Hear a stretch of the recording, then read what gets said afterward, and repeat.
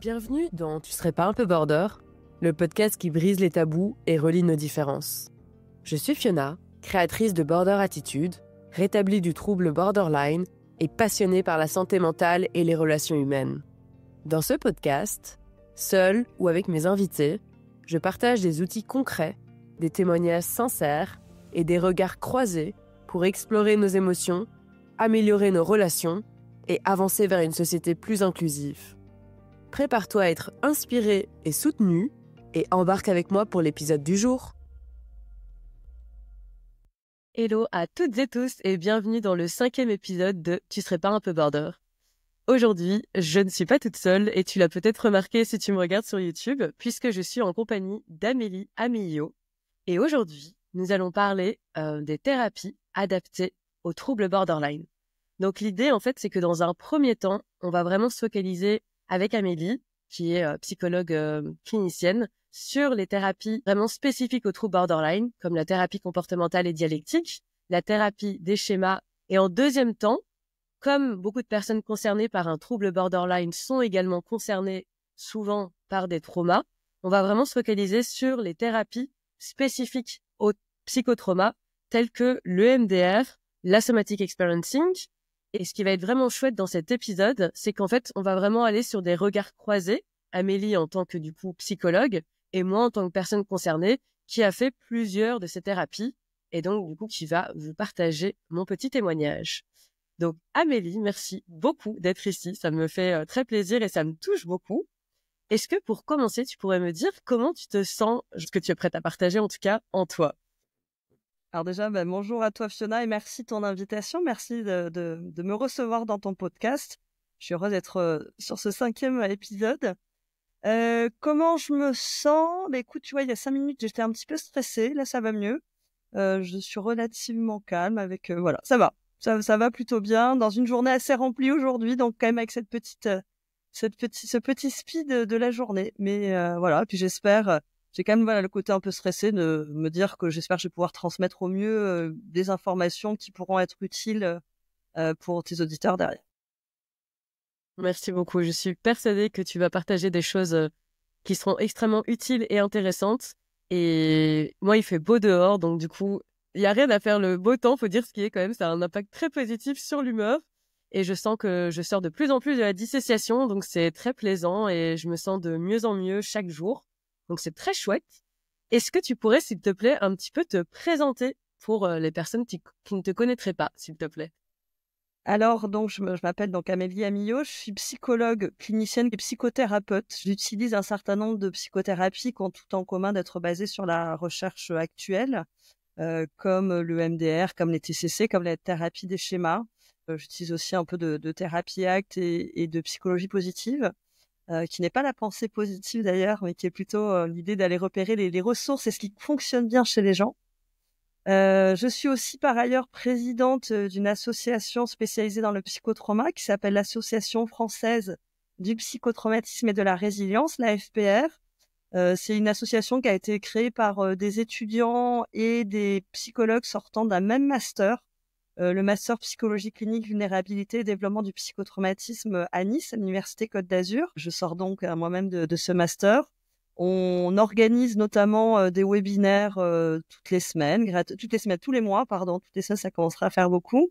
C'est là où on a eu l'occasion déjà de travailler un peu ensemble, en tout cas d'avoir une première rencontre par écran interposé, puisqu'on a eu le plaisir de t'avoir comme invitée et comme co-animatrice, puisqu'on avait fait ce webinaire qui était très très riche, où toi, tu as apporté ton regard de personnes concernées et moi, j'ai apporté le mien de psychologue.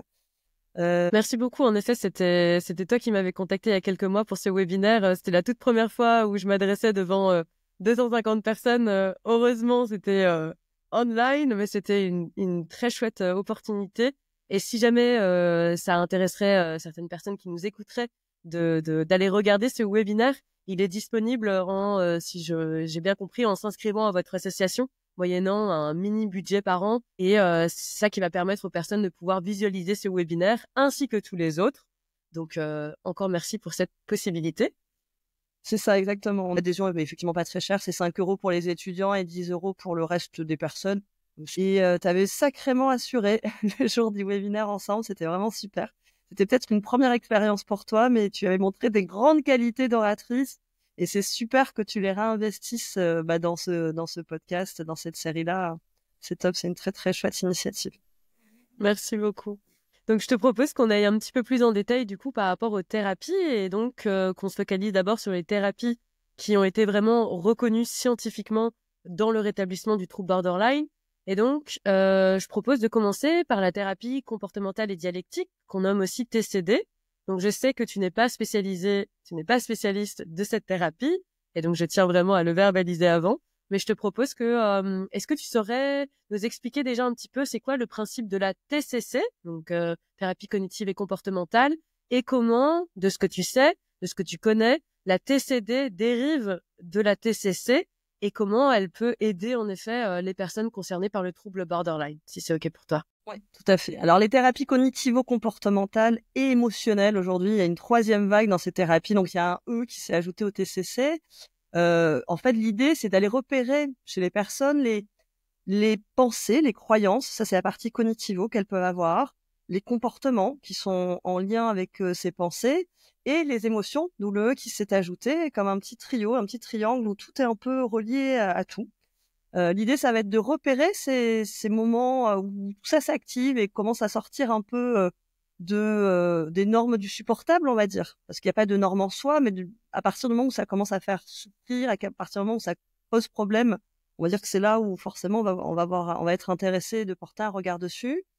Il y a un premier temps du travail souvent où il s'agit déjà de prendre conscience de son fonctionnement, de la façon dont tout ça s'active. Et puis ensuite, selon où sont les difficultés, on va aller travailler sur les pensées, dans ce qu'on appelle la restructuration cognitive. On va repérer des croyances et quand elles sont problématiques, quand elles nous font souffrir, on va d'abord apprendre que nos pensées ne nous disent pas la vérité. Elles ont même tendance à très très souvent nous mentir, alors que nous, on a tendance un peu à coller avec nos pensées. On pense que nos pensées nous représentent. Je dis ça presque tous les jours à mes patients en cabinet, mais c'est vrai que déjà, quand on commence à réaliser que les pensées qui sont dans notre tête ne font que passer et finalement ne sont pas une vérité. Voilà, ça c'est un début du travail. Et puis on apprend un peu à les mettre à distance par différentes techniques pour qu'elles aient moins d'emprise sur nous. On va travailler aussi sur des comportements, par exemple sur de l'exposition à certaines choses. On sait que dans beaucoup de trous, dans beaucoup de difficultés, il y a toujours une grande part d'évitement qui est très centrale. On vit des émotions qu'on a du mal à supporter, qu'on croit qu'on ne peut pas supporter. Et du coup, on va tendance à éviter. Le fait d'éviter, ça renforce les difficultés. Donc, la dimension comportementale, ça va justement consister à s'exposer un peu à ces situations qu'on redoute. Et puis, la dimension émotionnelle, elle, il va y avoir plusieurs parties du travail. Ça va être d'abord d'abord de comprendre que nos émotions sont nos amis, qu'il n'y a pas d'émotions négatives, mais plutôt des émotions désagréables, mais qu'elles ont quand même toute une fonction. Et une fonction même super importante. L'idée, c'est au fur et à mesure de se dire, bon, oui, l'anxiété, la colère, la tristesse, c'est pas très agréable. Et en fait, heureusement que c'est là parce que ça me donne des infos importantes sur des sujets importants pour moi et ça me permet d'interagir avec les autres. Donc voilà, il y a tout un temps déjà de psychoéducation sur les émotions, d'apprentissage, de repérage de ses propres émotions parce que souvent, quand on a peur de ses émotions, on ne sait pas trop les regarder. Quand on a peur d'exploser, dès qu'on a une émotion, on préfère dire non, je ressens rien. Et le problème, c'est que quand on fait ça, l'émotion, elle s'arrête pas. Elle se dit pas, on m'a pas écouté, j'arrête. Non, elle se dit, on m'a pas écouté, je monte le son de plus en plus fort, jusqu'au moment très explosif qu'on peut retrouver dans le trouble de la personnalité borderline. Et puis, il y a aussi des techniques au niveau des émotions un peu plus apaisante, on va dire. On va aussi apprendre certaines techniques qui permettent des fois de faire baisser l'émotion quand on est vraiment arrivé à des stades où là, il s'agit plus de l'accepter, de la tolérer, mais juste quelque part de la gérer. Voilà, donc ça, c'est le travail des TCC, TCCE. Et effectivement, la thérapie comportementale dialectique est tout à fait dans cette droite lignée. C'est quelque chose de plus spécifique et qui a été initialement conçu pour le trouble de la personnalité borderline. Aujourd'hui, c'est utilisé aussi dans d'autres types de difficultés psychologiques. Mais je pense que faudrait demander à un spécialiste de la thérapie comportementale dialectique s'il n'est pas d'accord avec moi. Je pense qu'on peut dire sans trop de difficulté que c'est une forme de TCC. Oui, merci beaucoup par rapport déjà à tout ça. Ce qui m'est venu par rapport à ce que tu disais sur les pensées, pour ma part, moi, pendant longtemps, je culpabilisais d'avoir ces pensées qui étaient horribles, de l'ordre du jugement des autres, de moi-même, mais surtout des autres, parce que du coup, je me disais, je suis une mauvaise amie, d'avoir des jugements sur les autres. Et en fait, de faire ce travail, de me rappeler qu'en fait, ce ne sont que des pensées, de les voir comme des nuages, ça m'a fait du bien et de me dire, c'est pas ce que je pense pour de vrai, c'est pas ce que je suis, ce ne sont que des pensées, ça ne me définit pas. Et par rapport à ce que tu disais sur les émotions, j'aime bien cette idée de me rappeler, moi, un mantra qui me fait beaucoup de bien, c'est de me rappeler que les émotions, elles sont temporaires et elles sont aussi inoffensives. Et une émotion peut être désagréable, mais quoi qu'il arrive, ça va toujours passer, c'est toujours temporaire. Et en plus de cela, il y a toujours un message derrière. Si on reprend par exemple la colère, en fait, derrière le message, c'est quoi? C'est mes limites ont été dépassées ici. Et donc, du coup, la colère, elle est là pour me rappeler que, non, je ne suis pas en accord avec ceci, quoi. Et donc, du coup, pour revenir à la TCD, donc tu disais que c'était pour les troubles borderline, mais pas que aussi ça peut être, je sais que c'est aussi par exemple pour les personnes qui pourraient avoir des pensées suicidaires, notamment, ça peut être pour ce type de profil. Est-ce que tu sais un petit peu plus en détail comment fonctionne la TCD? Alors, c'est donc une thérapie qui a été développée à la base par Marsha Linehan, donc qui était pour les personnalités borderline, et qui donc s'est inspirée et des concepts de TCC, mais aussi de la pleine conscience. La pleine conscience bouddhiste zen, il y a toute une dimension méditative dans la TCD, dans cette idée justement de acceptation, d'observation de ces pensées, de ces émotions qui peuvent nous traverser. Effectivement, de ne plus les voir comme des choses à combattre, comme des ennemis, mais comme des éléments qui passent. Moi, j'ai même tendance à penser qu'ils sont des amis, en tout cas dans le cas des émotions. Il va y avoir en fait plusieurs dimensions, plusieurs choses qui sont travaillées dans la TCD. D'abord, on y a une première étape où on va évaluer les besoins du patient. On va voir dans quelle direction on doit pouvoir aller. Et puis, il y a un travail qui est mis en place sur la gestion émotionnelle, sur les comportements autodestructeurs, en thérapie individuelle. Et il y a tout un travail en thérapie de groupe qui, lui, va se faire plutôt sur l'apprentissage de comportements qui vont être adaptés. Ça passe par des séances donc de pleine conscience, où on apprend à regarder ce qui se passe à l'intérieur de soi. Il y a tout un travail qui va aussi être sur ce qu'on appelle l'efficacité interpersonnelle. C'est donc la capacité à avoir des relations, des interactions avec les autres qui sont efficaces, adaptées, qui nous font pas foncer dans le mur, hein. Il y a tout un travail sur la régulation émotionnelle qui correspond à ce que je décrivais tout à l'heure. On apprend d'abord à identifier, à comprendre. Il y a tout ce travail de dédiabolisation des émotions, puisque à la base, les gens croient qu'ils ont un problème avec leurs émotions, que l'émotion est un problème, alors que l'émotion n'est pas un problème, au contraire. Et puis aussi un travail de régulation d'émotions, de modulation. Je pense que c'est important de bien dire que cette partie de régulation émotionnelle, c'est pas la première étape autour de l'émotion. Des fois, on se dit, oui, il faut que j'apprenne à mieux gérer mes émotions, à mieux les réguler par certaines techniques. Ça, à un moment, il y a des limites de ça, parce que quelque part, ça peut vite venir nourrir à nouveau de l'évitement. Et J'en profite simplement pour rappeler que je parle du coup de régulation émotionnelle dans l'épisode 3 du podcast. Donc, je vous invite à aller écouter si le cœur vous en dit, où je parle du coup de 8 outils, 4 plutôt à utiliser pour la régulation émotionnelle en hyperactivation quand on est très activé et 4 autres quand on est plutôt hypoactivé. Donc voilà, si jamais ça vous intéresse, il y a 8 outils que j'ai partagés dans l'épisode 3. C'est important de transmettre ces outils parce que souvent, les personnes ont l'impression qu'elles vont pas pouvoir gérer leurs émotions, qu'elles ont aucun moyen finalement de faire face à ce qu'elles vivent. Après, c'est vrai que voilà, il est aussi très important d'intégrer que l'émotion peut être vécue et qu'en soi, elle est pas dangereuse. C'est des fois le risque un petit peu de ce type d'outils, même si la première elle est préconisée et à les utiliser moi-même, hein. Moi, j'adore la cohérence cardiaque par exemple, mais même aussi le 5-4-3-2-1, le fait de compter, etc. C'est des choses qui sont très efficaces. Mais il faut aussi se dire qu'on peut tolérer la détresse. Et c'est d'ailleurs le volet de compétences, le module de compétences comportementales qu'il y a dans la TCD. Il y en a un sur la tolérance à la détresse, avec cette idée d'apprendre à gérer la douleur émotionnelle et ne pas avoir besoin d'aller dans des comportements autodestructeurs pour gérer l'émotion. Typiquement, avoir par exemple de la scarification pour ne plus ressentir la douleur. Alors, c'est vrai que, on va dire que mettre en place de la cohérence cardiaque, du 5-4-3-2-1, c'est quand même vachement plus adapté qu'aller se scarifier. En tout cas, ça fait moins de mal à soi-même. Donc, c'est super de pouvoir avoir ces techniques-là. Mais l'idée, c'est aussi justement de transmettre ces outils aux personnes pour qu'elles sachent qu'elles ont ces possibilités-là. Et comme elles ont ces possibilités-là, peut-être qu'alors, ça devient possible de se dire que je peux supporter. C'est comme si, tu vois, on te donne un filet de secours. Et du coup, comme tu sais que tu as le filet de secours en dessous, tu vas oser tester autre chose, cette autre chose étant l'acceptation, étant l'exposition à ton émotion. La regarder à l'intérieur, te dire, ok, c'est pas agréable, c'est vraiment pas agréable. Souvent, j'utilise cette métaphore avec les patients, alors je leur dis, c'est comme si vous aviez une énorme ampoule au pied, là. Ça fait mal, c'est super désagréable. Il n'empêche qu'au fond, c'est pas très grave et c'est tout à fait supportable, on peut le traverser. Mais une émotion, même des fois très très forte, au fond, c'est comme une ampoule à vif.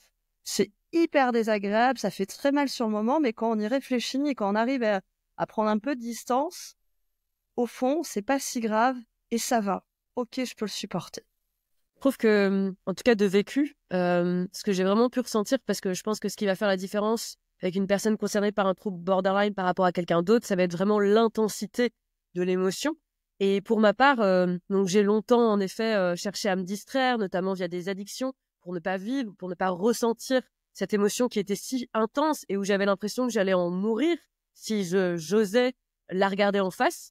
Et je trouve qu'en fait, je parle souvent d'ailleurs des border battants et de se battre, mais finalement, se battre, se combattre ne sont peut-être pas les verbes appropriés, puisque maintenant, comment je vois les choses, c'est prendre le temps de regarder en face l'émotion, de vraiment la regarder, de lui faire face, moi je dirais ça comme ça, et de vraiment lui dire, je t'accepte et je t'accueille, quoi. Donc tu es là, c'est ok, j'ai peur, et je fais preuve de courage là, ici, maintenant, mais je suis terrifiée, mais je t'accueille et je te regarde, et vas-y, fais ton travail, entre guillemets. Et là, pendant une seconde, ça va monter super fort. Et puis juste après, là, il y a une libération. Et subitement, je me sens beaucoup mieux. Et en fait, l'émotion, elle est là pour transmettre un message. Et une fois que c'est fait, ben, je me sens beaucoup plus régulée, beaucoup plus libérée. Parfois, ça demande de crier. Parfois, ça demande de pleurer. Ça demande de shaker, d'écouter mon corps. Mais en tout cas, ça va mieux, quoi. Quand j'apprends à accueillir tout ça. Tu fais bien de souligner que le truc de regarder les émotions en face et les accepter, c'est quand même plus facile dans certains troubles que dans d'autres. Dans le trouble borderline, il y a quelque chose qui est extrêmement intense et qui peut effectivement donner cette impression que c'est insupportable. Ceci dit, ce côté très intense, on va aussi le retrouver dans d'autres troubles comme le trouble de stress post-traumatique ou certains troubles anxieux où le niveau aussi d'anxiété, il paraît absolument insupportable aux personnes. Et on est quand même là dans des troubles où l'évitement est central. Et c'est pour ça que juste dire aux personnes, allez, mais il faut accepter ton émotion, il faut la regarder en face, sans rien avoir d'abord travaillé comme technique de gestion émotionnelle, sans avoir fait expérimenter des choses, c'est extrêmement violent. Et je voudrais pas que ce soit ce message-là qui passe. Oui, Ce bien sûr. message, il sert juste à se dire, à commencer à se dire, attends, mais peut-être que ce serait possible. Mais c'est là où, quelque part, c'est quand même, enfin, quand c'est possible, en tout cas, c'est des choses qu'il faut faire accompagné d'un psychologue, d'un psychothérapeute et pas tout seul chez soi. Parce que apprendre à regarder son émotion en face, ça se fait de façon graduelle, ça se fait de façon sécurisée. C'est en fait de l'exposition. L'exposition, quand on s'expose à quelque chose, on s'expose pas directement à ce qui nous fait le plus peur. On va faire ce qu'on appelle une hiérarchie des peurs en mettant d'abord qu'est-ce qui nous fait peur à un niveau 1 sur 10, 2 sur 10, 10 étant la peur maximale et 1 la peur la plus basse. Et on peut dire que dans tous les troubles émotionnels, il y a effectivement cette phobie des émotions, d'une certaine façon. Ce qui fait peur, c'est l'émotion. On va pas dire direct, on s'expose à 10, allez-y, débrouillez-vous. Tu vois, enfin, il y a même quelque chose de culpabilisant et qui peut faire penser aux gens qu'il faudrait qu'ils fassent ça direct. C'est pas du tout ce que je préconise. C'est plutôt petit à petit de commencer à ouvrir cette porte, de se dire, en fait, cette émotion que j'ai combattue toute ma vie, finalement, ce combat, il fait l'inverse de ce que je voudrais. Et il fait que l'émotion, elle fait que monter, monter, monter, monter. On va petit à petit apprendre à d'abord regarder un tout petit bout, puis un peu plus, puis un peu plus. On apprivoise d'une certaine façon. C'est comme si... ouais, je pense qu'il y a quelque chose de l'ordre de la... Ouais, où on va apprivoiser les émotions. Et on croyait que c'était un lion. Et puis finalement, au fur et à mesure, le lion sauvage, il va se transformer en petit chaton mignon ou pas toujours, hein, des fois, chaton, ça sort les griffes et c'est pas toujours agréable, mais finalement, qui est pas si grave. Ce que je veux dire, c'est que justement, la TCD, donc c'est la thérapie comportementale dialectique. Ce mot dialectique, il montre bien qu'il y a deux piliers dans cette thérapie. Il y a en même temps cette dimension d'acceptation des émotions, mais aussi la nécessité de changement des comportements problématiques. Il y a quelque chose, tu vois, où on est un peu sur les deux. En même temps, on accepte les choses telles qu'elles sont, et en même temps, on va aussi vers du changement. Et ce côté dialectique, justement, de faire cohabiter deux choses qui pourraient paraître un petit peu opposées, un petit peu contradictoires, c'est très intéressant dans le trouble de la personnalité borderline parce que c'est un trouble où il y a quand même un côté un peu en noir et blanc. Je pense que peut-être il y a un côté un petit peu dichotomique, hein, ça peut peut-être te parler. Et le fait de commencer à amener des pensées justement où les choses ne sont pas en noir et blanc, mais où il y a une coexistence de choses un peu différentes, et bien ça crée aussi cette possibilité dans le cerveau pour plein d'autres thématiques. De se dire, c'est pas il m'aime ou il me déteste, c'est pas c'est l'horreur ou ça va à merveille. Il y a des choses entre les deux qui cohabitent. Donc, j'entends dans tout ce que tu as dit, ça reprend bien ce que je me suis beaucoup renseignée sur la TCD et donc moi-même, je l'ai pas, j'ai pas suivi de thérapie TCD, mais je me suis rendu compte qu'en fait, je faisais au quotidien toutes les compétences. Donc, il y a d'un côté, tu as dit la pleine conscience, donc l'idée de revenir à soi, notamment la méditation, le fait de la respiration, tout en rapport avec juste être dans l'instant présent. Là, je suis en train de toucher un stylo, ce genre de choses.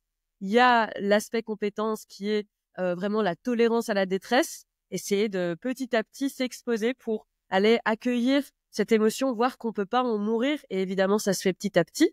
Il y a vraiment la régulation émotionnelle pour, et là, je vous invite à écouter l'épisode 3 si ce n'est déjà fait, élargir cette fenêtre de tolérance pour petit à petit être de plus en plus régulé dans son système nerveux. Et enfin, il y a l'efficacité interpersonnelle. Et donc là, c'est l'idée de devenir de plus en plus assertive, développer une communication non violente, faire attention à ses propres besoins, savoir les écouter, les verbaliser en respectant ses limites et les limites de l'autre. Et tout ça, ça s'englobe dans une thérapie qui est basée sur, d'un côté, accepter qui on est et de l'autre côté, aller vers le changement.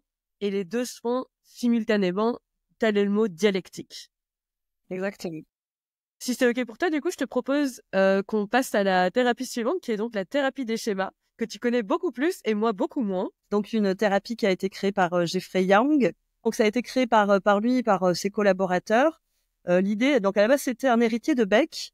Donc un Beck, c'est un des grands noms des thérapies cognitives. Il a d'abord été formé à cette dimension cognitive et puis s'est rendu compte que ces thérapies qui sont très dans l'ici et maintenant, dans les problématiques actuelles, elles pouvaient des fois avoir un peu des limites pour certains patients, notamment les patients avec des troubles de la personnalité borderline, et que juste parler des symptômes actuels, ça pouvait des fois ne pas être suffisant et ça pouvait être intéressant d'aller voir un petit peu dans le passé en fait, parce que finalement on se retrouve selon ce qu'on a vécu pendant notre enfance, selon le type d'interaction qu'on a pu avoir avec les personnes qui s'occupaient de nous en général, hein, en général nos parents, on va mettre en place des clés de compréhension des interactions.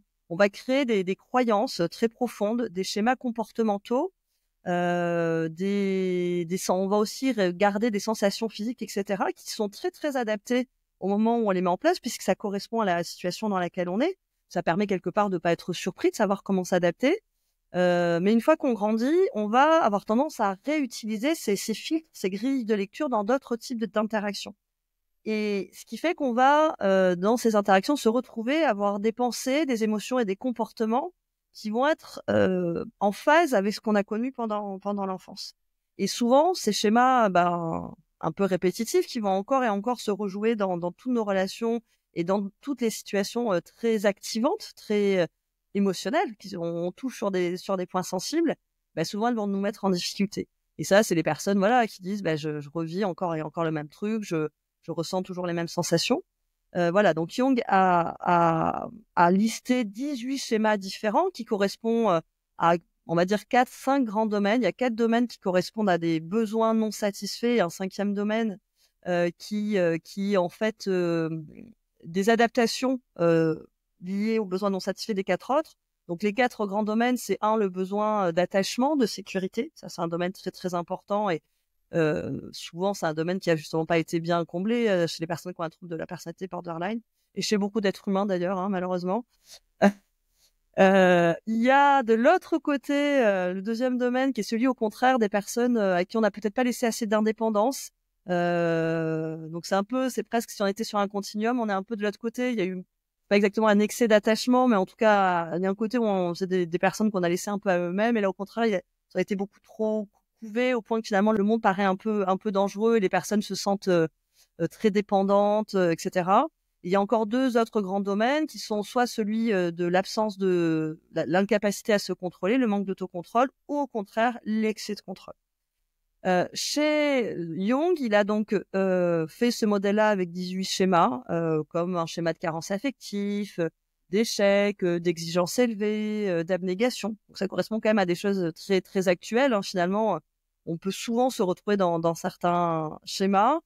En gros, ce qu'il a conceptualisé, c'est que quand on a un schéma, on va avoir trois façons de le gérer. Il parle de stratégie, mais le mot stratégie peut donner l'impression qu'on le fait exprès alors que c'est un peu involontaire. On peut soit se conformer au schéma, ce qu'on appelle la soumission au schéma. Donc, par exemple, quelqu'un qui aurait un schéma de carence affective, systématiquement, il va se retrouver dans des relations où on lui apporte pas d'amour. Voilà, donc là, on se conforme au schéma. Il peut y avoir une stratégie dite d'évitement. On fait tout pour ne surtout pas être confronté à son schéma. Donc, on va, par exemple, éviter toutes les relations quand on a un schéma de carence affective à nouveau, ou au contraire, ce qu'on appelle de compensation, de combat. On va faire en sorte de faire tout ce qu'on peut pour aller à l'opposé de son schéma. Donc, typiquement, à nouveau, on a une carence affective et en fait, on se met avec quelqu'un qui pourtant donne bien de l'affection, mais on en veut encore toujours plus et c'est jamais assez. Et donc, Yang, il s'est rendu compte que son histoire de schéma, c'était bien sympa, mais le problème, c'est que les personnes qui avaient des troubles de la personnalité borderline, ils avaient souvent quand même beaucoup de schémas. Pas tous les schémas, mais beaucoup de schémas, et que du coup, travailler juste schéma par schéma, c'était des fois un peu compliqué parce qu'il y en avait beaucoup à la fois qui s'activaient souvent en même temps. Et du coup, il a reconceptualisé sa thérapie en parlant de modes de schéma. Des modes ou des parties, ça va être des parties de soi où les schémas vont s'activer ensemble. Donc, il y a une partie, par exemple, qui est ce qu'on appelle la partie enfant vulnérable. C'est la partie de soi qui a souvent peur, qui a honte, qui est triste. Donc, c'est typiquement quand des schémas de carence affective, d'échec, de méfiance-abus, ça c'est quand on a été victime d'abus et de violence, d'abandon. Quand tous ces schémas-là s'activent, c'est la partie enfant vulnérable. En gros, quand cette partie est activée, c'est le moment où on se sent très très mal et qu'on est très triste et que on est souvent dans des réactions assez émotionnelles. Il y a une autre partie qu'on retrouve très souvent, c'est la partie qu'on va appeler de protecteur détaché. Donc là, c'est plutôt quand on est dans l'évitement, c'est-à-dire que là, on ressent rien, on peut être dissocié, on peut avoir plein de conduites pour se détacher des choses, comme toutes les conduites addictives, éventuellement des fois certaines conduites où on se fait du mal à soi-même. Ce protecteur, ça peut être aussi un protecteur en colère, c'est un genre d'écran en colère qui vient en fait cacher l'émotion qu'on ressent véritablement. Il y a un autre mode qu'on retrouve dans la trouble de la personnalité borderline, c'est le mode enfant en colère impulsif. Donc c'est celui dont les besoins n'ont pas été comblés et qui va immédiatement réagir de façon très très brutale. Il y a le mode parent critique, voire parent punitif. Donc ça, c'est un mode où des voix qu'on a entendues souvent dans son enfance ont été internalisées. Et ça, tu sais, c'est cette petite voix que tu entends à l'intérieur qui dit des trucs pas sympas, qui dit t'es nul, ou qui dit le monde est nul, etc., qui a souvent un niveau d'exigence très élevé. J'entends souvent dans le trouble borderline et j'ai été concernée par cette petite voix qui disait le non-mérite d'exister, la sensation, l'auto-sabotage parce que je ne mérite pas en fait d'exister. C'est quelque chose que j'ai souvent pu entendre moi-même, mais aussi dans les témoignages, c'est quelque chose qui revient souvent, le non-mérite d'exister qui est très fort avec une honte profonde en fait. C'est les personnes qui ont un mode parent critique qu'on appelle des fois autocritique très fort, c'est très dur. C'est très dur à subir. Et c'est vrai que dans le trouble de la personnalité borderline, ce mode-là, il peut être très virulent et faire beaucoup souffrir parce qu'effectivement, pour qu'il en arrive à dire que tu mérites même pas d'exister, il est d'une violence sans nom. Et puis il y a un autre mode qui est le mode adulte sain. Le mode adulte sain, c'est plutôt c'est celui qui prend rendez-vous chez le psy en général.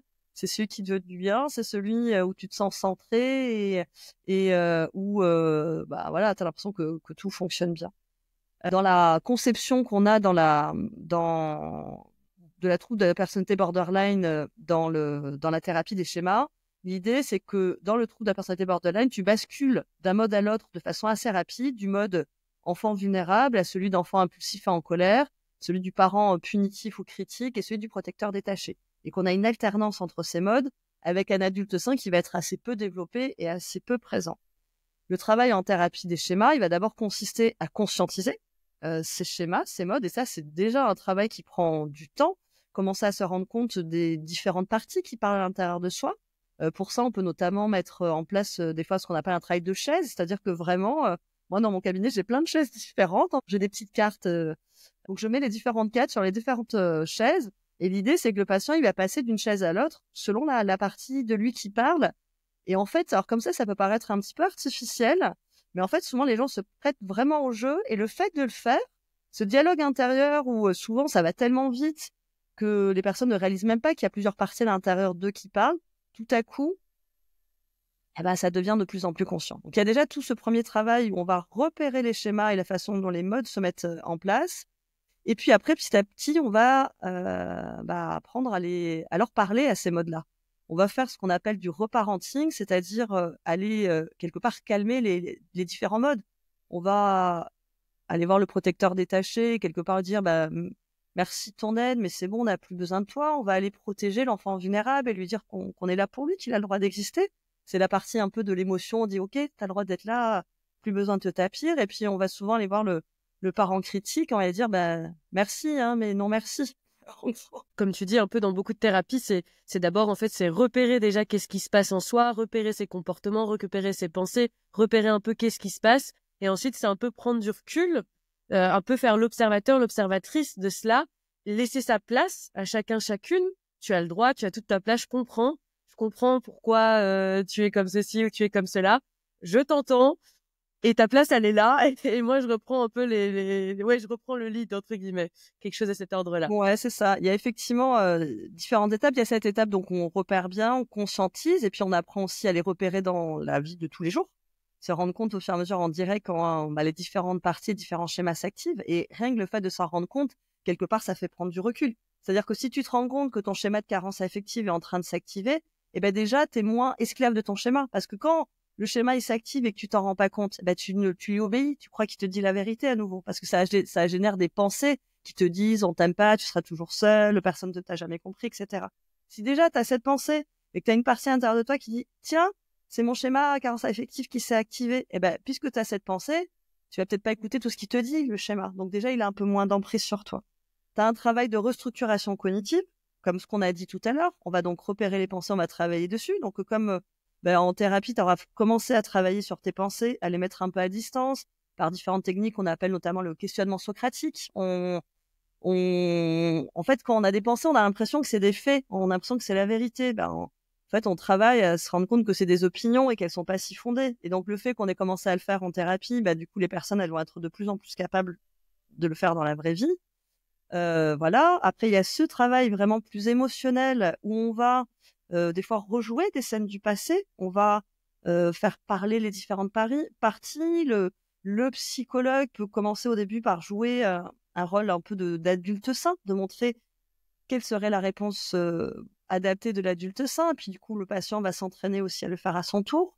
On peut, dans ces moments-là, aussi utiliser le EMDR dans la thérapie des schémas, où on va justement sur certains souvenirs très douloureux les retravailler. Et puis, il y a aussi une dimension comportementale dans la thérapie des schémas. On va faire ce qu'on appelle des petites fiches mémo, où on va dire, j'ai repéré que dans telle situation, j'ai souvent ce schéma-là qui a tendance à s'activer parce que j'ai vécu telle chose de mon passé. Ça tend à me faire penser ça et ressentir ça. La prochaine fois que ça m'arrivera, je vais plutôt essayer de faire ça à la place. Voilà. Et ça peut être ça peut être et comportemental, mais aussi en mettant en place de la régulation émotionnelle. Finalement, c'est les mêmes ingrédients qu'on retrouve, tu vois, dans chacune des thérapies. Quand j'ai peut-être un exemple, peut-être que ce sera hors sujet, tu me diras si c'est hors sujet ou pas, qui m'est arrivé ce week-end quand je t'entendais, ça m'a fait penser à ça. Tu me diras. J'ai été au sport, c'était hier, et c'était la première fois que j'allais à ce cours, un cours d'Aerox. Et en fait, je ne savais rien. Moi, j'aime bien ne pas savoir à l'avance ce qui se passe, et donc j'y vais. Le prof dit d'aller courir, donc je pars courir, je reviens, je suis hyper motivée pour faire la suite. Et là, il me dit, ah, mais tu dois attendre, tu dois être en binôme. Et donc, tu dois attendre que les autres arrivent aussi, et il faut que tu trouves un binôme. Et tout le monde était déjà par deux. Et je me suis sentie, en fait, profondément rejetée et abandonnée. Et ça m'a rappelé ce que j'ai pu vivre dans mon enfance où parfois je n'étais pas choisie en sport ou quoi que ce soit. Et j'ai eu tellement mal que j'ai eu envie, c'était tellement fort et tellement intense émotionnellement parlant, que ma première réaction, ma première envie, ça a été de fuir. Donc j'avais envie de prendre mes affaires et de me dire, d'être orientée solution. Donc je vais rentrer chez moi et je vais faire du sport chez moi, comme ça au moins, je serai entendue avec moi-même, entre guillemets. Et en fait, comme j'ai de plus en plus avec le temps, je fais beaucoup de travail sur moi-même et d'introspection, j'ai pu faire d'observatrice et voir cela, voir à quel point j'étais impactée émotionnellement. Et moi, ça se situe souvent au niveau du plexus solaire, avec une grosse envie de pleurer. Et en fait, je me suis dit, Fio, reste ici. Tu sais ce que c'est, tu sais que c'est pas le présent. Et fais en sorte de trouver une solution à ton problème maintenant. Et donc, j'ai été voir le prof et j'ai dit, écoutez, tout le monde a l'air d'être à deux. Moi, j'ai besoin de faire du sport. Là, je me sens frustrée de pas pouvoir avancer. S'il vous plaît, qu'est-ce que je peux faire seule alors? Et donc, il a réadapté pour moi. Et j'ai fait la suite de la séance seule et j'ai adoré et je me suis dit que j'y reviendrai bientôt. Et j'ai vraiment pu ressentir en moi, et c'est pas la première fois que ça m'arrive ces derniers temps, qu'en modifiant mes comportements, c'est-à-dire que là, j'ai vraiment modifié, je me suis autogérée, moi-même, j'ai fait en sorte de savoir me gérer dans cette situation sans dépendre de quelqu'un. Et c'est comme si, du coup, je me sécurisais en étant désormais adulte et que je modifiais, du coup, tous les comportements que j'avais pu avoir en enfant pour me dire, voilà, maintenant, tout ça, c'est fini. Et maintenant, en tant qu'adulte, je me gère et je n'ai plus besoin d'être validée ou appréciée par les autres comme avant. Est-ce que ça te parle un peu par rapport à tout ça? Complètement. Déjà, tu vois, ce que tu décris, on pourrait, si on prenait une grille de lecture thérapie des schémas, on pourrait se dire que, bon, il semblerait apparemment qu'il y a un peu un schéma d'abandon, par exemple, qui s'est déclenché dans cette situation-là. Comme, effectivement, tu as déjà fait un vrai travail sur toi, tu as été capable de le repérer. Et donc, la partie qu'il a repérée, c'était la partie adulte sain, qui est désormais aujourd'hui présente au moment où tu as la partie enfant vulnérable. Tu vois, on peut se dire que ce schéma d'abandon, c'était la partie vulnérable qui s'est activée. Du coup, là, comme les deux cohabitaient, l'adulte sain a pu prendre en charge l'enfant vulnérable. Et il l'a fait en utilisant, je sais pas si c'était volontaire ou pas, mais tu as utilisé clairement des techniques de communication non violente, hein, puisque il y avait vraiment les 4 étapes dans ce que tu as décrit. Je décris la situation. Donc là, les autres sont tous pas en duo et moi, je suis toute seule. Tu as décrit ce que tu ressens toi, je sais plus le mot que tu avais dit. Je me sentais frustrée. Je me sens frustrée, tu as décrit ton besoin, moi j'ai besoin c'était quoi ton besoin? D'avancer. J'ai besoin d'avancer et tu as fait une demande concrète. Est-ce que on peut me donner, donc c'est exactement ça, et ça c'est vraiment ce que fait l'adulte sain. En fait, au début, quand l'adulte sain est peu développé, la difficulté c'est que chaque mode dont on a parlé, comme l'enfant vulnérable, comme le parent critique, comme le protecteur détaché, quand ils apparaissent tout seuls, et dans ces moments-là, ils oublient même que les autres parties existent. Je pense que quelque chose que tu as dû déjà expérimenter, le moment où d'un coup tu vois les choses que d'une façon, alors qu'à un autre moment tu les verras complètement autrement. Mais ça, c'est quand chaque fois il y a des parties différentes qui sont activées, qu'elles sont assez étanches les unes aux autres. Le travail de la thérapie des schémas, c'est pas de gommer ces modes parce qu'ils vont continuer à être là, c'est de faire en sorte qu'ils puissent cohabiter avec l'adulte sain.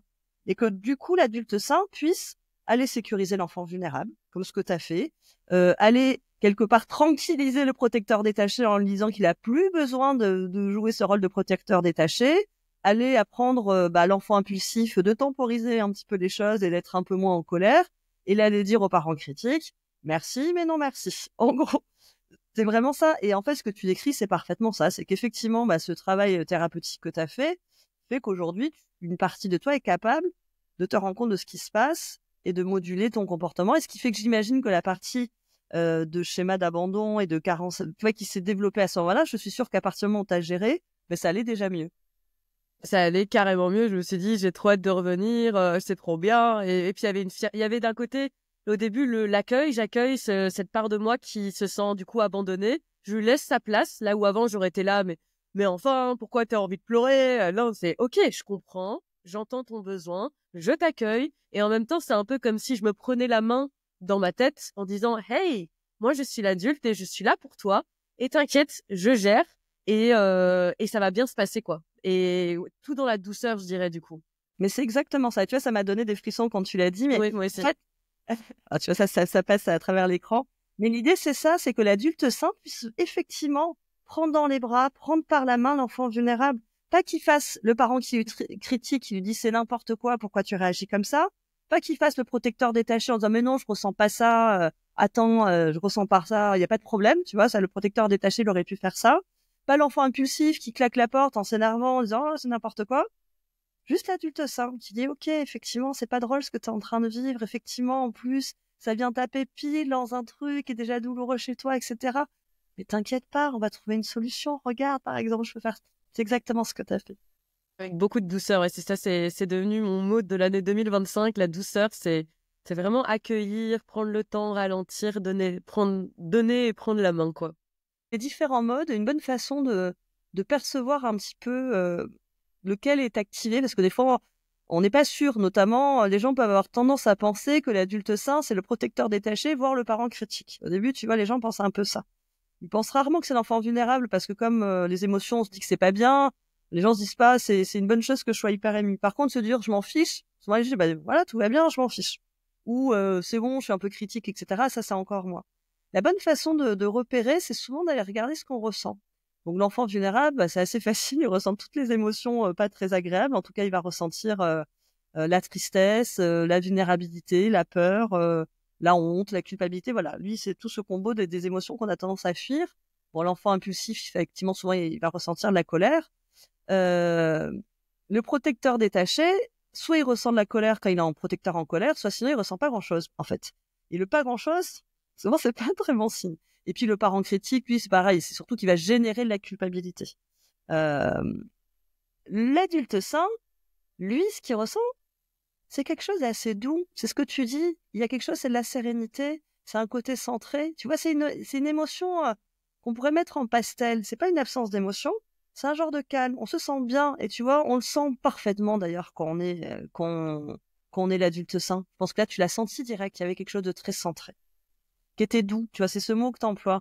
Ça, c'est la couleur et la saveur d'un adulte sain. Bah, merci beaucoup en tout cas pour le partage. Donc là, pour le moment, on a donc vu la thérapie comportementale et dialectique et la thérapie des schémas, qui sont vraiment deux thérapies qui sont reconnues scientifiquement comme pouvant aider dans le rétablissement du trouble borderline.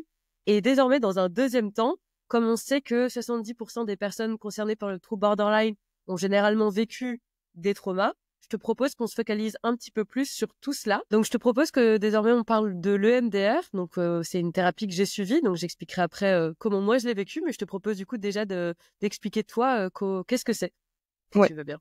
Alors juste, l'EMDR, c'est donc une des deux thérapies qui sont actuellement recommandées par la recherche. On dit qu'il y a un consensus scientifique sur un plan mondial sur deux thérapies qui sont les plus recommandées sur la prise en charge du psychotraumatisme. Et par les chercheurs et par les autorités de santé, comme la Haute Autorité de Santé en France et les équivalents en Angleterre, la NICE, l'Agence américaine de santé et l'Agence canadienne, par exemple. Il y a donc le MDR, dont j'ai parlé juste derrière, et les TCC, dont on a parlé avant Focus Trauma, où donc on fait tout ce dont on a parlé précédemment, avec une dimension d'exposition sur les choses traumatiques. On va s'y exposer en imagination, on va s'y exposer des fois aussi sur place quand il y a des choses à faire. Voilà, ça c'est sur la partie TCC dont je vais pas beaucoup rentrer dans les détails. Sur le MDR, l'idée, donc c'est une thérapie qui a été développée par Francine Shapiro aux États-Unis, à la base qui travaillait avec des vétérans de l'armée américaine, des vétérans qui avaient des fois des troubles de stress post-traumatique depuis très très longtemps, qui n'arrivaient pas à s'en sortir, et il y a eu pas mal de recherches qui se sont rendues compte qu'en pratiquant le MDR, ça fonctionnait bien avec eux. Le principe de l'EMDR, ça va être de repérer des souvenirs, des éléments du passé qui continuent à créer de la souffrance, qui sont pas bien digérés. C'est basé sur le modèle Tile du traitement adaptatif de l'information. L'idée, c'est que quand on vit quelque chose, normalement, ça va se digérer dans le cerveau en se reliant à d'autres souvenirs. Par exemple, cet instant qu'on est en train de passer ensemble, ton cerveau, il est en train de l'enregistrer en le reliant à la fois précédente où on était ensemble en webinaire, à d'autres podcasts que tu as enregistrés, à d'autres moments peut-être tu as entendu parler de ça, à d'autres moments du mois de janvier, à des choses que tu as fait aujourd'hui dans la journée, voilà. Et c'est comme ça que ça donne du sens à cette expérience que tu es en train de vivre et que c'est digéré. Et notre cerveau, il est fait pour digérer des moments de la vie en permanence. Il fait ça tout le temps. Et une fois qu'il les a digérés, c'est bien rangé, relié à plein d'autres trucs, et ça va, l'émotion, elle est plus très grande, etc. L'idée, c'est que quand on vit quelque chose de traumatique, de potentiellement traumatisant, pour plein de raisons, notamment parce que ça active tout notre système de gestion des dangers. On se retrouve à être baigné dans un flux de différentes substances qui font que le cerveau fonctionne pas comme il devrait. Et comme il fonctionne pas comme il devrait, le souvenir, c'est comme s'il se retrouvait un peu coupé des autres. C'est-à-dire qu'il va pas être bien digéré, bien tranquillement, bien relié à tout le reste. Il reste à un endroit dans le cerveau, complètement isolé des autres souvenirs et avec une charge émotionnelle très forte. Le fait qu'il soit isolé, c'est ce qui fait que c'est des souvenirs qui ont souvent pas trop de sens, des souvenirs sur lesquels il peut manquer certaines informations, comme des données spatio-temporelles. C'est souvent que la mémoire traumatique, elle a de ça de particulier, que c'est une mémoire qui est parcellaire, où il y a des éléments manquants. Et c'est des souvenirs qui vont être très émotionnels, qui vont continuer à être revécus encore et encore, comme s'ils étaient vécus au présent. L'idée de l'EMDR, ça va être de se confronter, de partir d'un souvenir cible, de voir d'abord si ce souvenir peut être relié à d'autres souvenirs. Donc on a tout un premier travail où on va définir des cibles, on se dit tiens, on a une problématique, quel est le premier élément qui correspond à cette problématique, et puis on va retourner dans le passé en laissant un peu le cerveau aller tout seul en fait. On compte sur la capacité du cerveau à faire des associations libres pour voir jusqu'où elle peut remonter. On va repérer différentes cibles, différents souvenirs qui quelque part semblent être en lien. On va repérer ce qu'on appelle les déclencheurs du présent, donc des choses dans le présent qui continuent à activer, puis on va repérer aussi des choses du futur, des choses dans lesquelles on se projette qui peuvent aussi être sur cette problématique. Ensuite, on va choisir de s'attaquer à un souvenir. Souvent, la façon classique de faire, ça va être de s'attaquer au souvenir le plus ancien ou le plus activant. Je dis la façon classique parce que des fois, on peut décider de faire autrement, notamment sur des choses très complexes, des traumas complexes, des choses qui sont très difficiles pour le patient ou des patients qui sont quand même assez facilement activés. On peut choisir de s'attaquer plutôt à des déclencheurs du présent, voire à des scénarios du futur. Il y a des possibilités de ne pas forcément directement aller dans le passé. En tout cas, on va choisir des cibles sur lesquelles on va demander à la personne de partir de son souvenir. On va aller repérer un élément problématique, un détail qui va être particulièrement perturbant dans ce souvenir. On va aller évaluer les pensées, les croyances que ça donne sur soi, qui sont pas désagréables, qui disent des choses pas agréables sur soi-même. On va essayer de réfléchir à quel serait l'objectif, quelle pensée on voudrait avoir qui serait plus adaptée. On va repérer le type d'émotion qu'on peut avoir et le niveau de cette émotion-là, et on va repérer la sensation physique. Et puis on va partir de tout ça, et on va laisser l'esprit partir là où il veut. Et pendant ce temps-là, on va faire ce qu'on appelle des stimulations bilatérales alternées, des SBA. Alors les SBA, souvent, on a cette idée-là où on suit des doigts des yeux. Ça peut aussi se faire sous d'autres formes. On tapote sur les genoux. Des fois, on peut même entendre des sons qui alternent d'un côté à l'autre, des buzzers qui passent d'une main à l'autre. Et ça va faire quelque part que tu vas y avoir une partie de ton attention qui va être dans ton souvenir du passé, une partie qui va être dans l'ici et maintenant. Aujourd'hui, une des explications sur lesquelles les chercheurs s'entendent de plus en plus sur l'idée de comment fonctionne le MDR, cette idée, c'est que de rajouter ces stimulations bilatérales alternées, ça fait que ça va plus faire travailler ton cortex préfrontal, ça va plus faire travailler ton cerveau, et ce qui fait que pendant que tu laisses ton cerveau un peu aller, il va un peu mieux bosser pour faire le travail et pour recommencer à faire des liens. Et toutes les 30 secondes à peu près, tu vas demander à la personne, alors qu'est-ce qui vous vient maintenant? Et souvent, il y a quelque chose d'autre qui vient derrière. Des fois, c'est un souvenir, des fois, c'est une image, des fois, c'est une pensée, une sensation, une émotion. Et puis, tu laisses le patient aller tout seul. En fait, finalement, ce travail de digestion que fait naturellement le cerveau et qui jusque-là était bloqué, tu le relances. Et puis, il va y avoir à des moments où ça bloque, où le patient tourne un peu en boucle. Et là, le travail du psychologue, ça va être d'amener quelques éléments qui vont aider à la restructuration cognitive quelque part. Tu vois, cette dimension de travail sur les pensées qu'on pouvait avoir dans les TCC, quelque part, il se fait à ce moment-là dans ce qu'on appelle le tissage cognitif en EMDR, et qui va aider aussi à donner du sens. Et petit à petit, le fait de faire ça, on va se rendre compte que quelque part, le souvenir, il va se réinscrire en fait dans une histoire globale et que sa charge émotionnelle va baisser. Voilà. Donc, une bonne partie du travail en EMDR se fait comme ça et on travaille jusqu'à ce qu'on arrive à un souvenir qui devient un souvenir normal. C'est pas dire que c'est pas un souvenir important parce que quand on a vécu quelque chose de traumatique évidemment que c'est un souvenir qui est très important, mais c'est un souvenir normal dans le sens où il va pas chaque fois réapparaître de façon intrusive, comme il est jusque-là. Il va pas réapparaître en ayant un niveau émotionnel comme ça on est en train de le vivre au jour le jour. Ça devient un élément de l'histoire, en fait. Un élément, d'une histoire pas agréable, souvent, mais un élément quand même qui s'inscrit dans une continuité. Déjà, merci beaucoup pour le partage. Il y avait le mot qui m'est venu, et là c'est de vécu, c'est le mot réintégration aussi, réintégrer. C'est un peu la sensation, même encore aujourd'hui, comme je sors petit à petit de la dissociation et j'aurai l'occasion de faire un épisode spécifique à la dissociation bientôt. Il y a ce côté où parfois j'ai la sensation que je suis dissociée depuis si longtemps parce que j'ai souvent vécu la vie comme terrifiante et que du coup je réintègre en fait les souvenirs et je vois que des fois quand des choses m'arrivent, je vois que c'est pas complètement intégré, que je le vis qu'à moitié et que peut-être que plus tard, dans quelques mois ou années, je l'intégrerai pour de bon dans mon corps. C'est vraiment quelque chose que je ressens. Et sinon, par rapport à l'EMDR en tant que tel, du coup, comment moi je l'ai vécu, quand j'ai commencé, j'ai voulu être très rapide. Donc, je sais qu'à la première séance, moi, j'avais déjà dit à la thérapeute, c'est bon, je suis là, est-ce qu'on peut commencer? J'étais prête, j'étais déterminée, je voulais y aller. Moi, je voulais sortir de la dissociation. Sauf que, évidemment, la dissociation, si elle est là pour me protéger. Et donc, il y a une raison. Donc, non, l'idée, c'est pas de directement plonger dans les mouvements dont tu parlais. Et donc, l'idée, ça a été que déjà la thérapeute me mette en confiance, donc faire preuve d'alliance thérapeutique pour que je sois mieux régulée au niveau du système nerveux, moins intense, plus calme. Et donc ça s'est fait en très longtemps. Ça a pris plus de 6 mois à raison d'une séance par semaine. Donc ça a été vraiment très long pour moi. J'ai eu plus d'une fois envie d'arrêter la thérapie tellement c'était trop lent pour moi. Et puis finalement, on a décidé un beau jour de se lancer.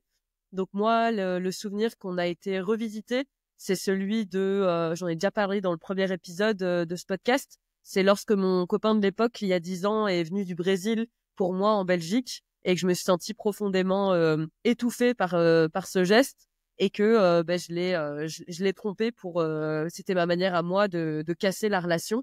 Et on a été revisiter ce souvenir très traumatisant pour moi, où je lui ai avoué que je l'ai trompé et où il est presque tombé dans les pommes. Et donc, on a été revisiter ce souvenir. Elle avait en sa possession une sorte de pendule. Et donc, elle a fait ces mouvements-là.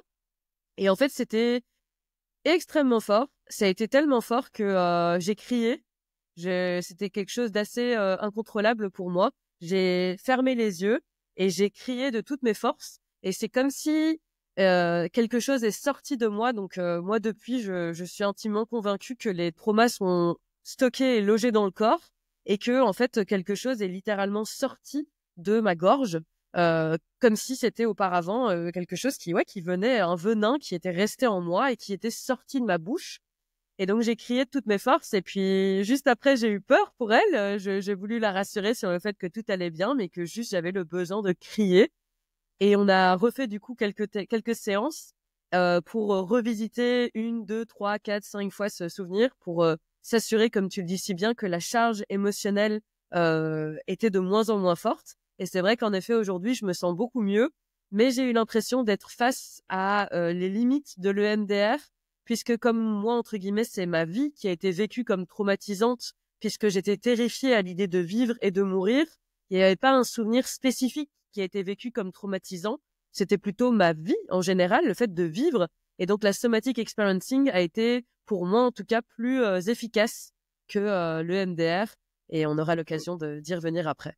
Alors après, je voulais quand même apporter plusieurs éléments. Déjà, merci pour ton témoignage qui est intéressant. Alors, toutes les séances de MDR se passent pas de façon aussi intense que celle que tu as vécue, bien que des fois, ça peut être quand même très émotionnel, mais voilà, il y a quand même plein de séances qui se passent de façon plus J'imagine. Ouais, et après il y a aussi des styles de thérapeutes qui vont être qui vont attaquer des fois des cibles plus ou moins activantes. Et puis bon, après voilà, chacun a des façons aussi différentes de ressentir, de gérer, de vivre les choses. Ce qu'il faut voir dans l'EMDR, c'est que c'est pas juste des techniques. Des fois, on peut avoir la sensation que c'est des techniques, c'est en réalité une thérapie complète. Qui notamment, j'ai évoqué la partie de désensibilisation, et ça on pourrait avoir l'impression que c'est que des techniques, alors qu'en réalité t'as quand même toute une partie où on va aussi travailler sur les ressources, On va travailler à repérer des ressources qui sont déjà existantes à l'intérieur de soi. On va les renforcer. Il y a tout un travail sur le lieu sûr, etc. Maintenant que tu m'y fais penser, on avait fait ça. Elle m'avait proposé pendant un certain temps de me visualiser dans un endroit où je me sens en sécurité. Et c'est ça, c'est une forme de ressource. Je m'imaginais dans la forêt, en sécurité avec moi-même.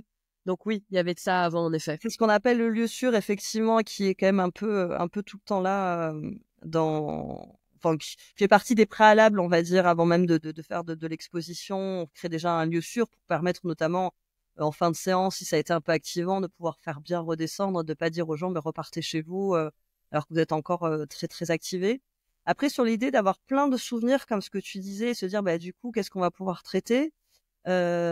Souvent, ça demande quand même d'avoir plein de cibles différentes, mais il y a aussi cette idée que le fait de traiter certaines cibles, elles vont aussi quelque part avoir un impact sur les autres, parce qu'il y a un phénomène de généralisation dans le cerveau qui peut aider. Après, bon, déjà, effectivement, chaque thérapie ne convient pas toujours à tout le monde. Le fait que tu en aies fait que 4 ou 5 fois, ça me fait penser que vous avez surtout traité un souvenir en particulier, et que donc c'est un peu normal puisque toi tu n'arrives pas avec une problématique d'un seul souvenir, mais de quelque chose qui correspondrait peut-être plus à quelque chose de l'ordre d'un trauma complexe. Enfin, j'ai trouvé que c'était un peu trop figé. On s'est concentré sur ce souvenir-là et l'idée c'était d'y aller un certain temps jusqu'à ce que ce soit désensibilisé, comme tu dis. Et ensuite on passe à un autre souvenir. Or, moi j'avais besoin de quelque chose de beaucoup moins figé. Et c'est ça que j'ai apprécié dans la somatic experiencing, c'était ce côté de chaque séance est différente et on s'adapte.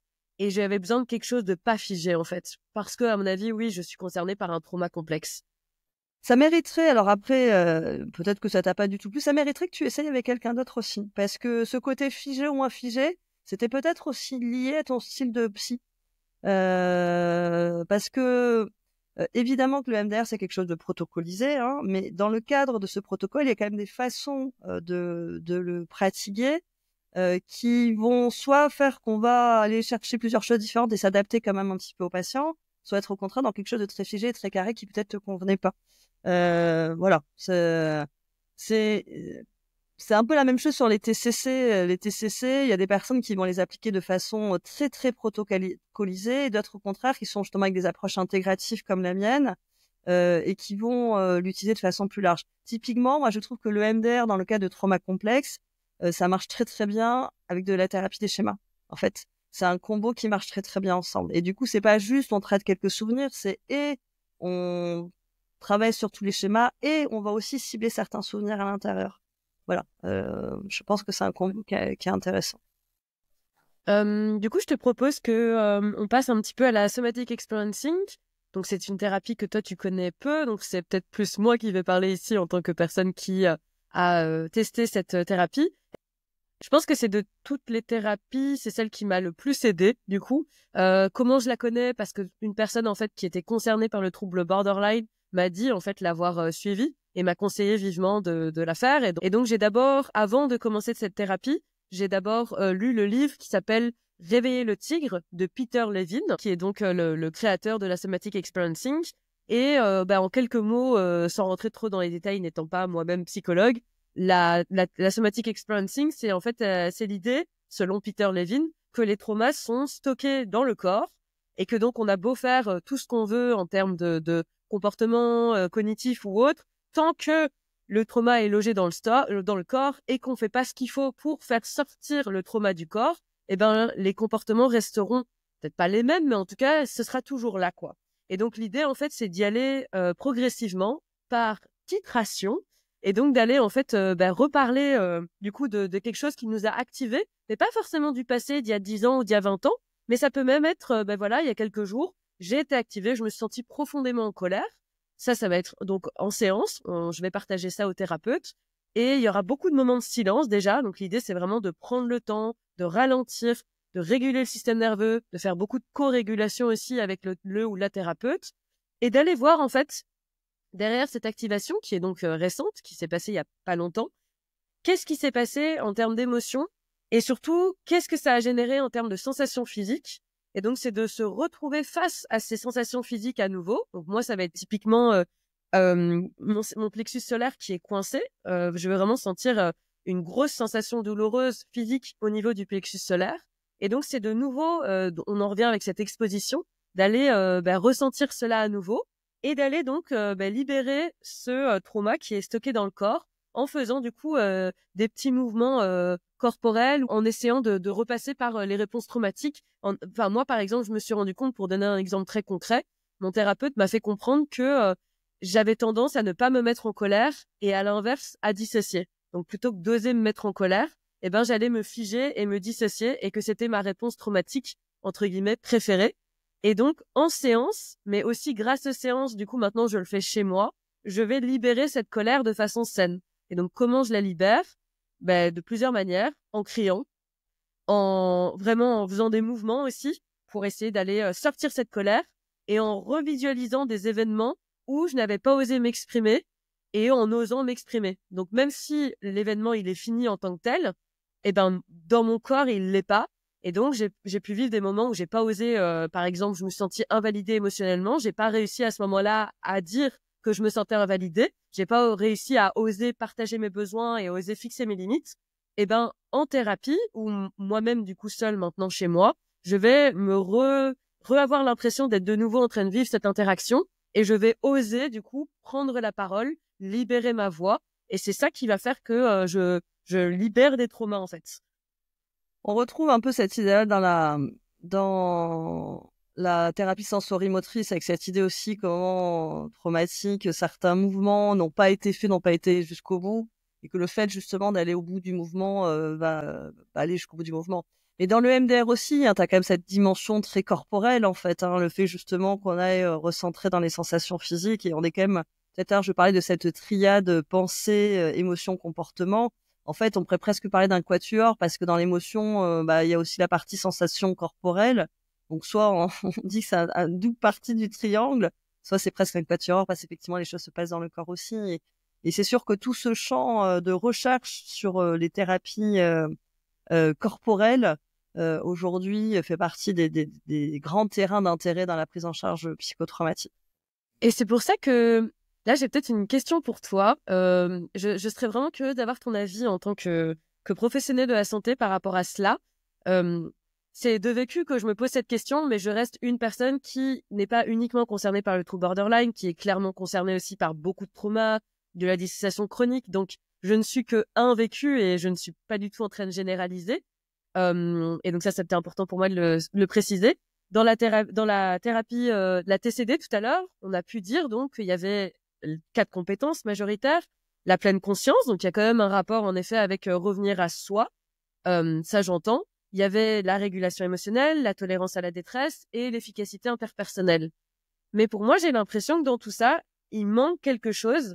Il manque ce côté libération de trauma, en fait. Est-ce que ça te parle? Pour moi, ça permet de stabiliser et de rétablir, mais il y a un truc qui empêche d'aller complètement jusqu'au bout parce qu'il n'y a pas cette libération comme tu l'as dit si bien dit, ces mouvements qui se terminent. Enfin, tu vois? Moi, c'est vrai que ma spécialité de base, c'est le psychotraumatisme. Pour moi, à partir du moment où il y a trauma, il faut déjà traiter en priorité le trauma, en fait. Et d'ailleurs, je trouve que c'est d'autant plus important dans le trouble de la personnalité borderline que il y a des personnes à qui on a collé l'étiquette trouble de la personnalité borderline et qui n'ont pas forcément un trouble de la personnalité borderline, mais plutôt un trauma complexe. Et qu'à partir du moment où tu vas travailler sur le trauma, finalement, cette dimension borderline elle est quand même beaucoup moins présente. Donc oui, pour moi, c'est indispensable dans toute prise en charge de d'abord aller regarder s'il y a du trauma et de le prendre en charge. Parce qu'en fait, quand tu es traumatisé, si tu as un trouble de stress post-traumatique, t'es en hypervigilance, t'es assailli par des pensées intrusives, t'as des difficultés de concentration, t'as les émotions qui partent dans tous les sens. Enfin, ça atteint sur tous les domaines de ta vie, donc c'est difficile de bien fonctionner par ailleurs. Et d'abord aller travailler sur le trauma, c'est ce qui va permettre ensuite de se dire est-ce qu'il y a toujours des difficultés derrière ou est-ce que finalement toutes ces difficultés elles s'expliquent par le trauma. Aujourd'hui, dans la recherche, il y a des grands débats sur le fait de est-ce que le diagnostic de trouble de la personnalité borderline est-ce qu'il est toujours utilisé à bon escient, à tel point qu'il y a même certains chercheurs qui disent est-ce qu'il vaudrait mieux pas, vu que il y a en plus un côté un peu stigmatisant dans le trouble de la personnalité borderline et pour la personne et le grand public, et même des fois du côté des soignants qui peuvent se dire c'est une personne borderline, du coup tu vois, dans la prise en charge il y a quelque chose qui va pas être toujours aussi bienveillant que ça devrait l'être. Est-ce qu'on n'aurait pas plutôt parlé de trauma complexe et au moins s'enlever cette étiquette-là? Alors après, il y a quand même des différences, mais il y a quand même aussi, tu vois, c'est comme deux choses qui quand même se recoupent. Alors, enfin voilà, qui se retrouvent. Mais en tout cas, la dimension traumatique, elle est quand même très, très, très, très, très, très souvent là dans le trouble de la personnalité borderline. Et à ce titre-là, moi, ça me paraît très important de d'abord prendre en charge le trauma et ensuite de voir le reste. Merci beaucoup et j'ose espérer que, enfin, moi-même, des fois, je remets en question pour être honnête, mon diagnostic de trouble borderline en me demandant est-ce que ce serait pas un mélange de trouble de stress post-traumatique complexe avec un TDAH. Enfin, il y a tellement de comorbidités que c'est difficile et que je pense le mieux, c'est de parfois sortir du coup des étiquettes tout en légitimant ses émotions et ses symptômes et de trouver ce qui nous fait du bien, que ce soit en termes de ressources comme en termes de thérapie. Et donc là, je suis très contente parce que nous avons pu aller un peu en détail dans la thérapie comportementale et dialectique, la thérapie des schémas, le MDR et la somatic experiencing. Et du coup, pour clôturer cet épisode, quel serait ton message de fin et, je l'espère, d'espoir pour les personnes qui auraient pu se retrouver, qui auraient peut-être besoin d'aide en fait pour faire l'une de ces thérapies? Qu'est-ce qui te vient? Bah, ce qui me vient, c'est qu'il n'y a pas de fatalité et que ce qu'on vit, c'est ce qu'on a parce qu'on est. C'est-à-dire que je trouve que quelque part dire qu'on est borderline, pour moi, ça n'a pas beaucoup de sens. On a éventuellement un trouble de la personnalité borderline où on a des traits correspondant au trouble de la personnalité borderline. Et cette idée de se dire que c'est ce qu'on a et pas ce qu'on est, ça induit que c'est pas figé pour toujours. Et en fait, souvent, tant qu'on n'a pas fait de thérapie ou qu'on n'a pas trouvé l'aide, parce que des fois on a fait une thérapie mais on n'a pas trouvé la bonne aide, on peut s'imaginer que les choses, elles sont inscrites que c'est notre identité en fait. Et moi, je ne crois pas tellement à ça. Je crois pas que les choses sont l'identité des personnes. Je crois que des fois, elles vivent depuis tellement longtemps avec leurs difficultés qu'elles croient que c'est qui elles sont et qu'en réalité, c'est juste ce qu'elles ont. Et voilà, je trouve que c'est un sacré espoir pour la suite. Merci beaucoup. Merci beaucoup d'être venu ici pour parler de tout ça. C'était très chouette et très stimulant.